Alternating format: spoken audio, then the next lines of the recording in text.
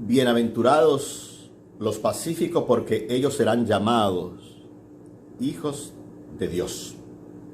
Llamado hijo de Dios. Este es el tercer elemento de este trípode que hemos dicho. Bienaventurados los misericordiosos, porque alcanzarán la misericordia.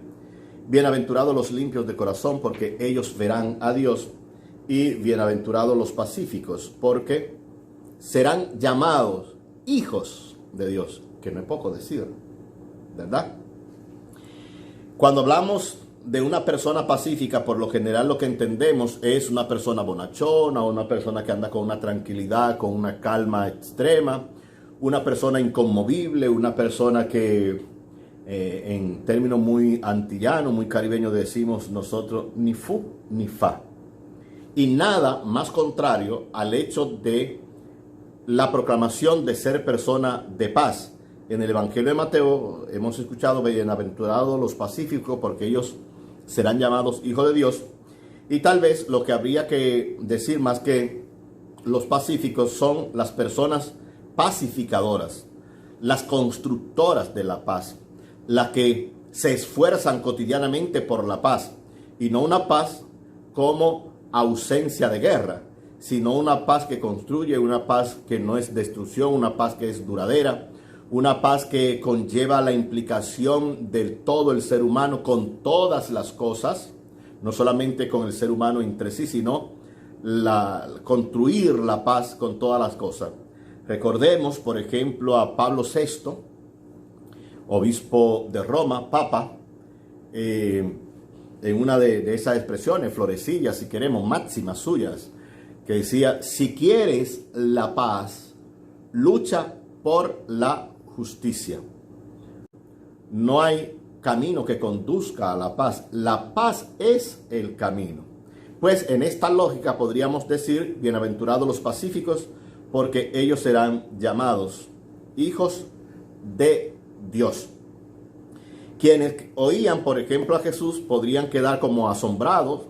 La paz siempre ha tenido menos publicidad que la violencia.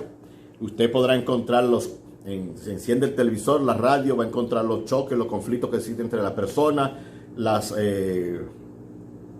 los movimientos bélicos, las guerras que existen entre los pueblos. Más difícil es encontrar un acuerdo de paz que se ha hecho, la gente que empieza a abrazarse. Eso no tiene cartel, eso no tiene publicidad. Y como decía don Facundo Cabral, otro que está en gloria, decía: por cada bomba que explota hay millones de besos y caricia y gente abrazándose, pero la bomba hace más ruido. Ser constructores de la paz, ser pacificadores, más que pacífico, insistimos que lo de pacífico puede verse como si fuera una especie de descentración de la persona tanto en sí, que se desconecta de todo lo demás.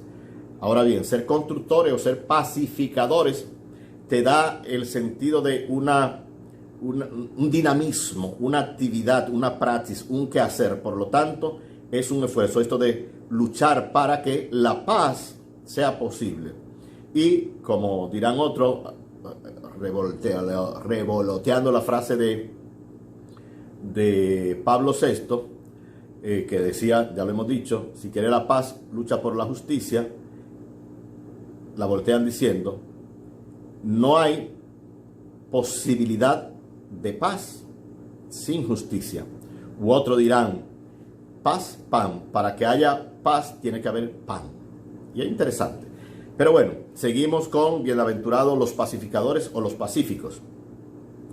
En todo el mundo antiguo, prácticamente cuando leemos la teogonía o lo que sería la génesis de los dioses, en todo el mundo antiguo, el romano, el griego, el acádico, el cananeo, el egipto, vemos multiplicidad de dioses que están en unos pleitos constantes entre sí.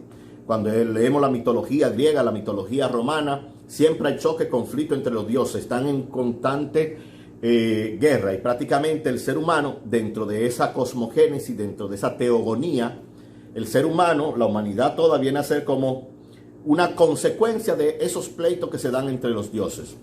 No así con el Dios de Israel, que lógicamente no está en pleito, porque Él es uno. Y además, cuando se dan algunos tipos de violencia, de guerra en el pueblo de Israel, y lo podemos ver en el mundo bíblico, específicamente en la historia bíblica, se dan porque Dios entra en defensa de su pueblo, y Dios entra en defensa de su pueblo con la gente propia de su pueblo, con Moisés, con los profetas, con Sansón, etcétera. Todo lo que hemos leído y conocemos más o menos del mundo bíblico. El Dios de los hebreos, por lo tanto, en nada se parecía a estos dioses monstruos, a esta multiplicidad de dioses, el Dios uno. Sin embargo, podemos encontrar dentro del mundo propio judío que existía, sobre todo en la clase celotas, el celotismo religioso, que tenía una marcada violencia. No se podía ver un celote sin la experiencia, si queremos, de la violencia.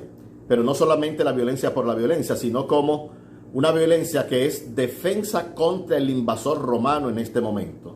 Posiblemente, ya lo sabemos, no es para analizarlo ahora, algunos de los seguidores de Jesús más cercanos, apóstoles, fueron de este grupo de celotas que entendían y posiblemente pudieron entender a Jesús como el nuevo Mesías, algunos de ellos, tal vez Judas, el mismo Pedro, como el nuevo Mesías que venía para tomar las armas y acabar con la opresión romana y la opresión propia del pueblo por los dirigentes del pueblo.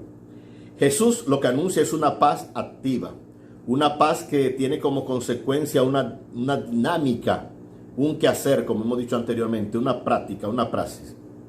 Quienes la realizan serán los verdaderos seguidores de su Padre, los continuadores de su obra creadora y no destructora.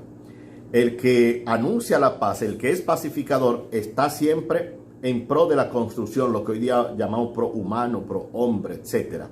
El proactivo, que se dice hoy día también. Siempre está en ese nivel de ser un creador, no un destructor. Lo que anuncia Jesús es precisamente esta paz que construye.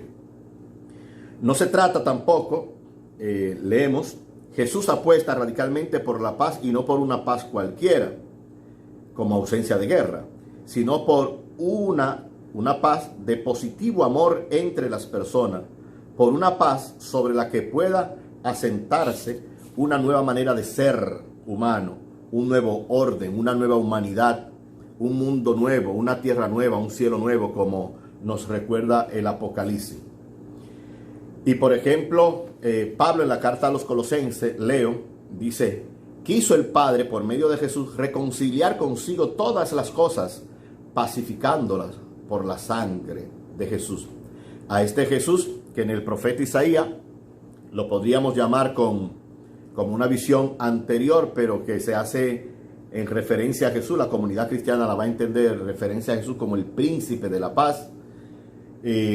También los ángeles que van en anuncio a la muchachita de Nazaret, a María, ellos son los que van a anunciar la paz. Es algo nuevo que está brotando. El profeta Isaías dirá, ¿no lo notan?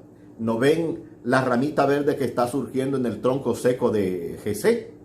Pues se trata de eso, de una construcción constante, pero una construcción que conlleva un choque, si queremos, hasta una violencia interior o una violencia exterior que quiere acabar con la paz de aquel que es constructor desde la verdad, desde la justicia, no desde la mentira y lo injusto. Leemos, por ejemplo, en el Evangelio de Mateo, capítulo 10, verso 34, una expresión que nos resulta chocante, también la podemos encontrar en Lucas. No piensen que he venido a traer la paz sobre la tierra. No vine a traer la paz, sino la espada. Y nos choca porque es Jesús el que está hablando de esta manera. Y por lo tanto, la paz es una lucha. La paz no es maná que cae del cielo. La paz no es solamente un regalo que nos cae de las nubes. La paz es una construcción. Por eso la traducción que podríamos es pacificadores. Es un hacer. Y cuando decimos es un hacer, en ese hacer también va a encontrar violencia contra tú como persona que intenta ser de aquellos que construyen una nueva manera de ser, distinta, transformante y transformadora.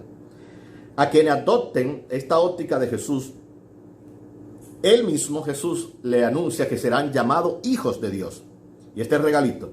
En la anterior leíamos, vuelvo a repetirlo solamente, en la anterior leíamos, bienaventurados limpios de corazón, porque ellos verán a Dios. Y ahora los pacificadores serán llamados hijos de Dios. Y esto es bueno tenerlo presente. ¿Por qué? Porque el que es constructor de la paz está, por decirlo de esta forma, de esta manera, está haciendo que en su propia persona, en su propio equipo, en su propio grupo, en su propia comunidad, en su propia iglesia, etcétera, va haciendo posible aquello que es la lucha constante por hacer de esta humanidad una otra y posible. Pero ello conlleva, como ya lo hemos dicho y quiero insistir en ello, conlleva que hay violencia que pueden hasta aplastar a quienes quieran construir y ser pacificadores. Por eso empezábamos diciendo, no hay camino que conduzca a la paz es el camino, es haciéndose, como diría el poeta Machado también, caminante no hay camino, se hace camino al andar, hay que ponerse en esa dinámica. La paz, insistimos, no es no tener choque, no tener confrontaciones, no tener momentos en que uno pueda sentirse como tan aplastado porque todo lo que está ocurriendo pareciera que soy yo que estoy nadando, que eres tú que estás nadando contracorriente. La paz, precisamente eso, por ser construcción, va a tener que encontrarte con todos los elementos que destruyen esta paz y que no le interesa esta paz. Podríamos hablarlo en términos sociológicos, en términos políticos, de ver cómo, por ejemplo, en los gobiernos, entre los gobiernos, en los que dirigen los pueblos, no le interesa que haya personas, incluso dentro de los partidos, dentro de la iglesia, etcétera, que hayan personas que sean estos pacificadores, estos que están luchando constantemente por la construcción de algo nuevo, distinto, a la manera del Jesús que nos ha convocado, si lo decimos en sentido religioso, en sentido cristiano en este caso. Construir la paz es una lucha constante, por eso la expresión, no piensen que he venido a traer la paz como si fuera un regalito para que lo abra.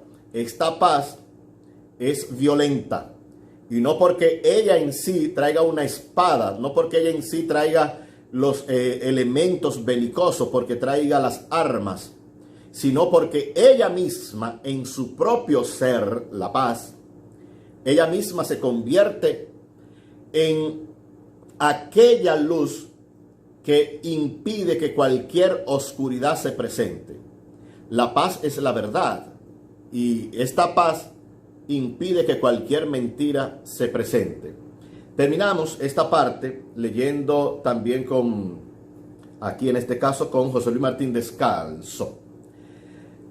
Se trata evidentemente de una filiación metafórica, cuando antiguamente se decía que los ángeles son hijos de Dios, Salmo 28:1, que los reyes son hijos de Dios, los magistrados y jueces, que el pobre y el oprimido son hijos de Dios. Eso era como una metáfora.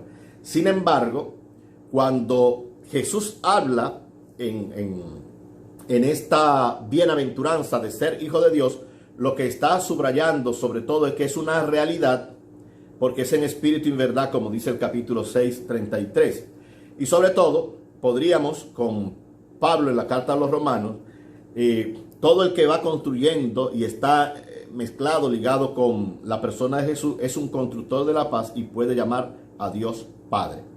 Y terminamos, ahora sí, con el texto de la primera de Juan, capítulo 3, verso 1. Vean qué grande amor nos ha dado el Padre, que seamos llamados hijos de Dios, y en efecto lo somos.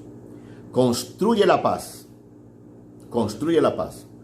aunque tenga violencia interior, porque esta paz te hace plenamente hijo e hija del buen Dios. Shalom.